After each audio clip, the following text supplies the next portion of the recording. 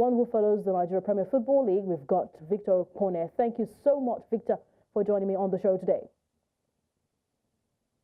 Well, thank you very much for having me on the show today.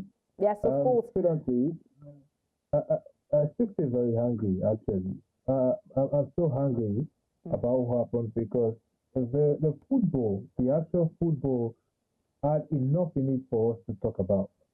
And we're not doing that because of whatever that incident was. It's an high, so it's an incident that we don't want to have a repeat of it anywhere in the world of football anymore again. I mean, there are families in there. There are people with kids who came to enjoy the game of football. And they did have an enjoyable game, especially for the neutrals who just came to have a pleasurable Sunday evening at the stadium, which has been happening for a while because the stadium has been a hub for a lot of social activities. People come to watch the game, and right after after getting some entertainment right there from the football itself and from what some community of the fans actually dish out, they also go somewhere around the stadium premises, and they have a pleasurable evening. Having some entertainment. There are places, there are sports around there where they can actually enjoy themselves. So it was really bad that we could not get to talk about the actual football, where we actually saw a number of goal line clearances, a number of players putting their bodies on the line. We are scintillating performances from some players right there. Some people stood tall despite the adversary is coming at them each time and again on the pitch. We're talking about that. Okay, but right now I'm a bit concerned about the remainder of the fixtures in the NPFL for this season. That's one against Remo Stars, against Sunshine Stars, and Rangers International. This is to be played behind closed doors. I think that will really affect Shooting Stars with the fact that they need their 12th man at all times to spur them into winning. How much of a competitive disadvantage does this present for Shooting Stars, and can they cope without their home support, Victor? Well, there's something I have always had in my head. It's the fact that to become better, you need to go through some sacrifices. You need to understand what some things do to you properly. You need to see that there are some things that you miss out on if some things do not happen to you. There are things you do not appreciate if they do not happen to you. And I think it's one of those things right there. A lot of times, people always have mentioned that Shooting Stars is that fortress. They have that fortress at the Lake of Rami Stadium. And, in recent games, it's not been so because, you get some thoughts right there from some individuals around the club, and they feel like the fans are adding more pressure on them. Meanwhile, the fans have been cheering them on time and time again. But then, given what has happened now, a lot of them will get to see what they have been missing. They will start to understand that, it's not the same without those fans chanting and giving them some much needed morale boosting on the pitch while they're playing. For what it's worth also, I think it is necessary also for the fans because a lot of times I've heard a number of people saying they want to actually shout because of the officiating, because they feel aggrieved, and it's not a conversation that a lot of people like to have in the stadium. Some people think do not go this way. Some people think, okay, let us stay away from violence.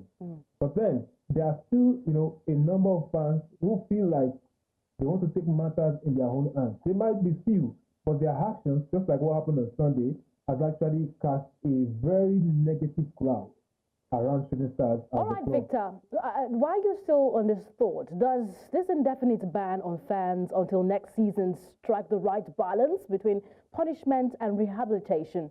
Because people always say, punish them, fine them this kind of amount, or maybe take out their 3 points. Or is this too harsh a penalty that could hurt the club and their finances? You see, like I said, sacrifices have to be made. Now, striking the balance is not about they have taken away 3 points. They have taken away this number of games from you guys. It's not about that. Rehabilitation is about knowing what you should do, preparing the fans with the right education right there.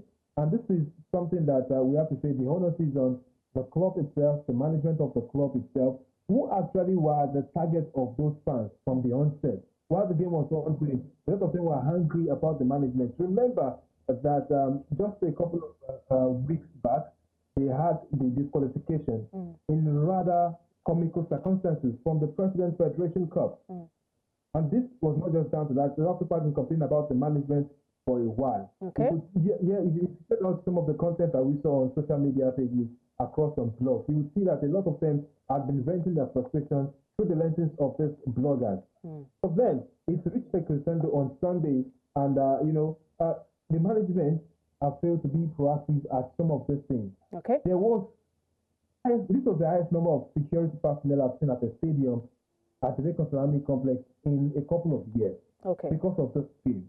So it wasn't about inadequate security. It was about being proactive and knowing how to channel that energy all through the game and after the game. All right, so but Victor, I beg your pardon because of time, you're pressed for time, but I really love to know, how can the NPFL and clubs, how can they work together?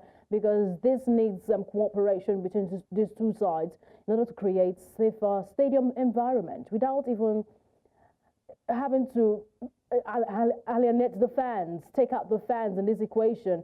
How can NPFL and clubs work together so we can have safer stadium environment?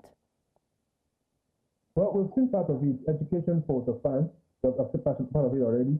Another part that I think a lot of people are missing out on is the more your club is far away from the fans, the bigger the communication gap between the club and its fans, the more issues will befall the club. And this is one of the things that affected Shooting Stars. The club's media department has not really been conversant with the fans. They have not really been engaging the fans in the way they should be, especially for a club of that caliber.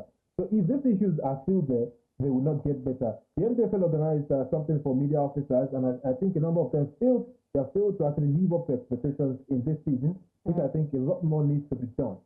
So if we actually get to organize more and get the people active on their job, then it gets better, because the more you engage your fans, the better it is for everybody.